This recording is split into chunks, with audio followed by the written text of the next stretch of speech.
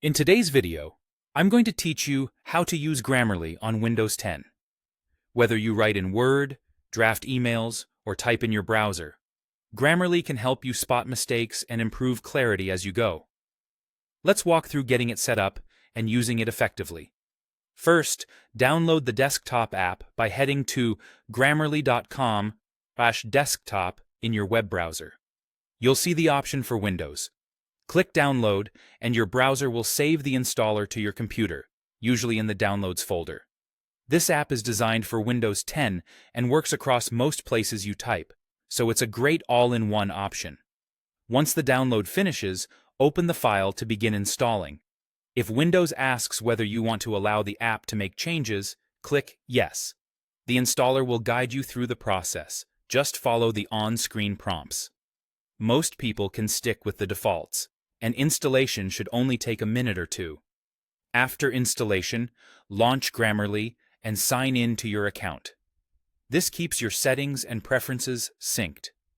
If you already use Grammarly in the browser or on mobile, the same login will work here.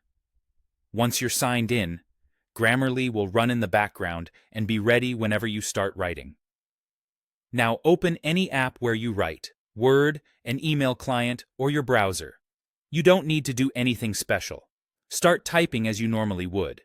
Grammarly will quietly monitor your text and highlight potential issues in real time.